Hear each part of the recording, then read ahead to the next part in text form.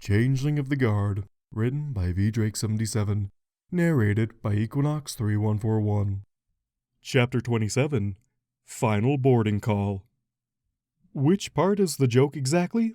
I queried, not entirely sure I got it. That you're done. I slowly nodded and confirmed his response. So we are not done? No, Hooves, you are done. That was the joke. If you insist, sir. The sergeant gave me a sour look, then turned with a grumble. The four of you follow me. The rest of you lot get presentable in 5 and form ranks for inspection. He stalked out, and we obediently joined him. Won't lie, this is irregular. The whole situation is. But the four of you showed well out there. You all have some talent, and I'm sure you know it. But talent means beans if you can't do anything in a fight because you're too busy watering your legs. And now you four are blooded. By right, you can claim membership in the Guard with your oaths. The rest right now is mostly for show. Wispy blinked. I thought that was only a viable means of entry to the Guard in times of war. The other three of us gave her a curious and startled look, I realized, quickly imitating Shining and Bold. What? I like military history. Not sure what you call a pony here other than enemy of Equestria, cadet. The four of you are going to be interviewed, but sounds to me like it's already done. Command wants to know what the buck happened out in that forest for the official story. Shining tilted his head, hesitating. Official story, sir? Celestia's beard, we lost one of our own, a unicorn from one of the noble families. The family's going to have our various reproductive organs in a bucking vice. Sir, it sounded to us like Mary Meadows was in the Everfree to avoid. That is bucking hearsay, cadet, and you will not spread that around. The God does not tolerate bigotry or buckle to it, and if Mary Meadows fled Canterlot to avoid just that, then we failed him. Her, sir, Wispy mumbled. Also hearsay, cadet. The only pony to make any claim of that sort is now being treated in the medical wards for physical and mental trauma, and both his judgment and recollection are questionable. But the God will do its damnedest to do right by him or her memory, but it's a damn shame all the same. Wispy looked up, and anger wafted from her. I took a cautious step away from her, unnoticed. But what about... The truth of the matter is that we don't know. It would be great if we could arrest some bad guys, throw them in a cell until they repent, but that's not the way things work. And it looks like Mary may have filed for an extension of their tour. Why would any pony do that?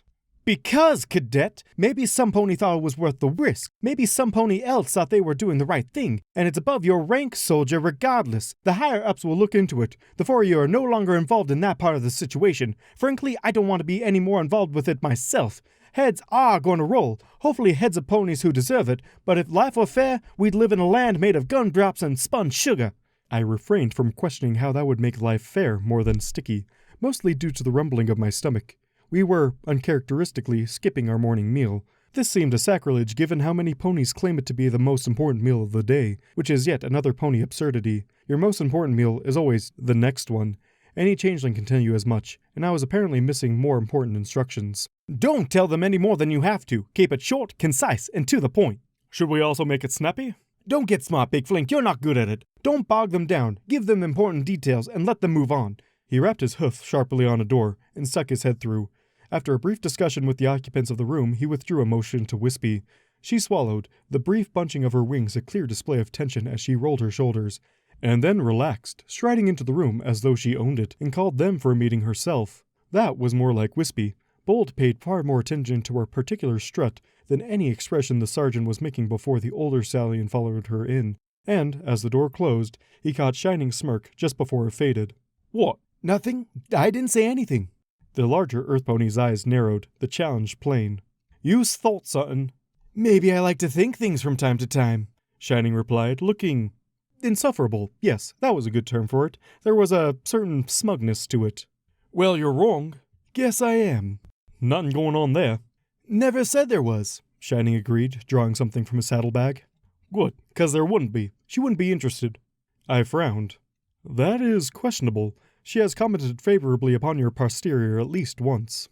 Shining separated the packet of little rectangular sheets, flipping them in a circle. Anyone want to play cards while we wait? Wait, she what? When? 5 bids against what we know? Bold's glares were beginning to lose their potency. Oh, you are on, Shiner. And I summon the Eater of Planets, sacrifice your island to it, and destroy our idol's ritual of consumption. Sorry, Shiner, 1 down. Idol? I have tapped all of my lands. What can I do? Shining groaned and put his head against a wall. Do I have mana burn? Ah, I do that then. Congratulations on your 3rd straight victory, Bold. I still don't think you get the point of this. Shining mumbled. I am absolutely certain of that. Shall we play again? Could, if your colts want your bits back. Or have a couple more that you would like to donate to my dinner with Wispy. Shining blanched at that, clearly not so confident. Go easy, he said. I can't believe you used that old chestnut.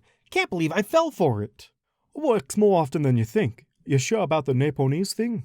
She has spoken very highly of mango wraps. Bold nodded, but looked nervous. Suppose those are pretty good. I don't know about the whole rice and seaweed business. Not really a big fan. I put a hoof to his shoulder. Consume whatever is placed before you. If you do not like it, get something else next time. I did not understand Bold's neutral expression. Thanks, Idle. You're a big help. You are welcome. Next! Came the muted bellow from within the room. To Big Flank's enormous disappointment, Wispy did not appear, and he went in with a much less confident swagger. Shining took the opportunity to explain the rules of the card game to me again. I lost the next 2 games. He was in the middle of explaining a third time when he was called, and I spent the rest of the wait in silence. When it was finally my turn, the questions from the trio of uniformed ponies seemed rather simplistic. I explained in detail the events of the initial attack, paying careful attention to the actions of the others. They had comported themselves exceptionally well, and I made sure to detail their efforts. Other details, such as my own contributions, were too minor to warrant much mention, and, with some discomfort, I left out the entirety of our means of finally dispatching the Timberwolf.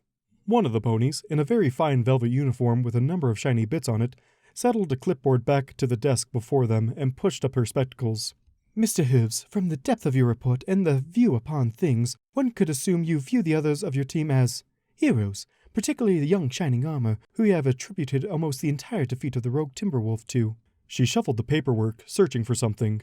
You also seem to discuss the actions of Cadet Big Flank akin to one describing a professional wrestling match, and the actions of Aeronaut Nimbus as worthy of utter amazement. Would you agree? I do not know what professional wrestling is, ma'am, but I stand by my statements. And, stated the older Stallion to her left, you recognize that this statement says practically nothing about yourself. The other 3 members, if half of what you said is true, and we can confirm from their own stories and that of your sergeant, would warrant the 3 of them for commendations. Are you sure you wouldn't want to say, elaborate on your own contributions? I tilted my head, considering, but could not think of nothing more to add. No, sir, that would not be truthful. I prefer my duty to the best of my abilities, that is all. And your opinion on the situation with Dank Woods and Merry Meadows? It was the first question, indeed, the first words I heard from the Stallion on the right. What is your take on the matter?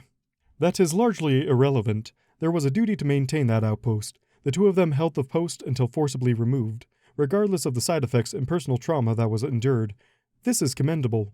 A fine soldier was lost, and if Dankwood's effectiveness in dealing with the Timberwolves is any indication, a very capable one, we are all made lesser for it. The 3 ponies looked to one another, and then one by one they began to nod. If your statement were to be declared the official one, would you sign to the truth of it? I would, of course, and very oddly they provided me with a pen, and I did just that, though I admit my signature was very blocky. Nonetheless, answering questions and sitting quietly before her had been a tedious exercise, and I was eager to be done with it and return to training, which I suddenly realized I would no longer have.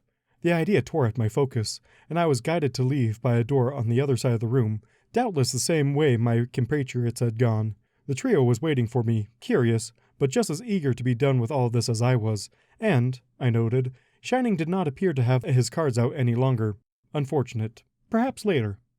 Wispy raised her hoof suddenly as I approached the hallway, warning me too late that another pony was leaving around the same corner as I had intended to enter. Our meeting, therefore, was abrupt, unpleasant, and short.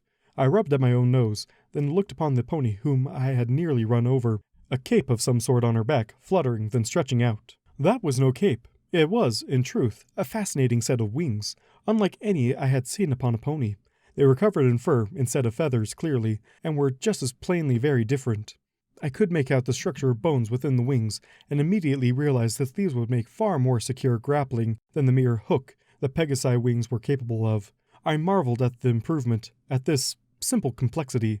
Why, this was so much better than the feathered wings. If I ever took a Pegasus form again, it would be far easier to create these, and I made note of every contour, intent on at least attempting this shape later. You know, if you take a picture, it lasts longer. The gray pony before me seethed, pushing a dark blue mane out of slitted eyes. Her armor was not the gold of the guard or the bronze of the trainees, but an interesting silver material, polished to a nearly mirror quality. It was a very impressive contrast, quite to my liking. You act like you've never seen a bat pony before. Wispy, in the corner of my eye, had her hooves over her mouth, eyes wide. This is true, I never have. Forgive me. I was startled by your wings. They are incredibly elegant. I had never imagined the like. May I see? Now she looked taken aback for some reason, and her face darkened as she spread her wings. They're just my wings, she muttered this time. And they are very fine wings at that. Idle hooves. I offered my hoof, and after a confused moment, she shook it, responding with a glance up and down my own form, followed by a nod of approval before her cheeks dimpled and she smiled, revealing a set of teeth that belonged nowhere near species that thrived on plant matter. I cannot explain the sudden, irrational need to flee from this pony, who named herself as Moth Chaser, but I may have stammered out a few pleasantries before we parted ways, and she walked off looking rather pleased with herself. I attempted to compose myself and went to rejoin the others. Wispy had a huge grin as I approached her. You smooth bucker, she drove a hoof into my shoulder, not lightly, but apparently not wanting to cause harm. Complimenting her wings, you saucy devil. I blinked at that. Saucy devil? Is that really such a big deal? Bold asked, utterly confused. I mean, you have nice wings. Wispy's chortling choked off, and she rolled an eye at the big earth stallion, but there was still mirth in her tone when she told him. Thanks, Bold. Nice try. She missed Shining, making a tentative patting and negative motion to Bolt behind her back, and I saw little need to draw her attention to it. Her glee was surprising. And flirting with one of the Night Guard cadets? I love it! You totally threw her off! She pranced in place, overcome with the emotion. Oh, this could be fun. I am not even sure what I did, I admitted, and Wispy laughed uproariously. We parted ways shortly thereafter, our sergeant coming across us and ordering us home to inform our families and to stop lounging around like bumps on a log.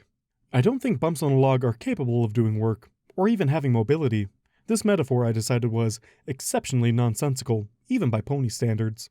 I decided to take the long route in returning home, intent on seeing a bit more of Canterlot's architecture. The spires were lovely, if far too high. I could not think of a good means to drive such a thing into the safety of the ground without depriving the view. However, I regretfully decided that they were simply not for me. Even some of the lower-class shops were surprisingly well designed. There was a small shop that produced paper of a rough quality at a cheaper price that seemed frequented by a large number of local students, directly besides a coffee shop and a bakery. All three shops were apparently open all night and did very impressive business. The coffee shop and bakery helped mask the odor of paper production. It was behind the bakery that I saw my first other changeling, and I was not well pleased by it. They were a ragged individual, slinking around behind the bakery. Their disguise was barely held together, a random conglomeration of other ponies that seemed to shift and twist with every passerby. Entirely unnoticed, but I doubted it was by design. I was staring when they noticed, and the blast of fear that hit me as they fled my sight made me question their activities. Perhaps the queen hadn't been entirely wrong about exiles. This one clearly gave no consideration to appearances, and seemed to have no particular duty. My mood soured, and I returned home. Topaz was not present to my disappointment, and after an hour of waiting by the door, I grew restless with my new concerns, and wandered away. Her eiders were doing well enough. One had apparently perished, though another had made a rather impressive block of cheese, and had somehow captured a mouse. The rest seemed content with the butterflies she had released into their chamber. Quite cross with the perished one, I opted to remove it so as not to trouble her. I was working on my clay when she arrived, and almost bit my tongue when she knocked my seat out from under me, not to mention nearly choking on my lunch. Idle? Topaz stated sweetly, a smile that did not match her emotions or her tone fixed in place. Why am I missing one of my research subjects? I blinked. It died, I offered after a moment's hesitation. I assumed it did. Where did it go, Idle? I began looking for an escape route. That is to say... Idle? Did you eat my homework? Perhaps. I considered the possibility that I had made a mistake, unlikely though it was. Don't do that again. If I have spares, I'll let you have them when I'm done, okay? Now, what are you doing here? You're supposed to be trading. Are you playing hooky?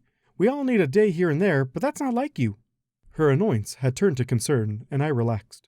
And I'm not sure you can just take a day off. Are you allowed to do that? Won't your trainers be upset? I am done with training. Apparently I have succeeded and will be a full guard soon. Topaz blinked. Then she brightened. Idle, why didn't you say so? This is great. When? I believe in a week or two. The details are somewhat uncertain, but I feel we will know more soon. I took a deep breath. I have seen another exile, I believe. Exile? From... Her eyes lit up with clear excitement. Where? Another changeling? That's great. With multiple subjects I could... I do not know where they are now. Not precisely a lie. I did not like the idea of Topaz setting another of my kind, though I could not quite say why. And they were filthy. Their disguise was failing, and they seemed to be in hiding. I do not think they were trustworthy. Idle, that isn't very nice. We are exiles for a reason. While true, the words fell flat in my own ears. Her disappointment, evident on face and stance, cut to my core. We are not to interact, Topaz. I do not think that is allowed. The Queen... I trailed off, not sure what I could tell her about this. If you say so. I just thought better of you. Those words struck me like a physical blow. I'm going to go check on the eiders again. I sat there in silence for an indeterminate amount of time, long enough for the little natural light that filtered in from above to begin to fade, and sat there still. In the darkness, with only the dim lights for company, suddenly, that seemed exceptionally strange. I looked about, only to find that the Queen's gift to me, the few stones that apparently held enough emotion for me to leave the hive, had returned to a dull glow. Though before they had been a multitude of colors, they now appeared rosy, similar to the Princess Cadence, and I touched one in surprise. It contained love. Startled, I withdrew from it, and checked the others. Unquestionably, they were the same, yet I could not determine how such a thing was possible. Perhaps the excess from my one meeting with her had overflowed and... been absorbed? Had I been so wasteful, truly? I could think of nothing to do with such excess. I had been fed, and fed well indeed. To be truthful, I rarely went without, thanks to Topaz's ideas and my own duties. I rolled one of the rough-cut gems from hoof to hoof, lost in thought. I felt a fool. Perhaps I was at that, wandering the streets of Canterlot at night, looking for a fellow changeling I had never met and truly did not want to meet in the first place. I was unlikely to find them, and even if I did, they were just as likely to be justifiably suspicious of me. I had collapsed a portion of the hive. I deserved no companionship of my kind. I had found them, of course. They had not the strength to flee far, and were still by the bakery. Their disguise covered their sleeping form. A weak illusion, pieces fading in and out, even as I watched. It would probably not hold until morning. But I found that I could respect the desire to try, even as exhaustion set in. I prodded the drone with a hoof, and they woke instantly, and immediately backed away, the buzzing pleading almost too fast for me to understand. Will not interfere. Did not mean to draw attention. The Queen's will be done. Silence. The drone fell silent, startled that I would use the pony tongue. I offered one of the stones. A trade if you have them. Mine are too full. They stared, confusion, weak if flickering hope, and disbelief evident. No, not for me. For the Queen. For the little ones. I am like you. Alone. The disbelief turned to disgust, but it was too weak to work the emotion properly. Exile. Like yourself. I agreed, and they flinched. I pushed the stone closer, and was impressed when they continued to refuse. You took the shape of a pony warrior, but are no warrior drone. Ponies are very strange about such things. They choose roles for themselves. A sort of awe settled in, and I agreed fully. That is nonsensical, inefficient.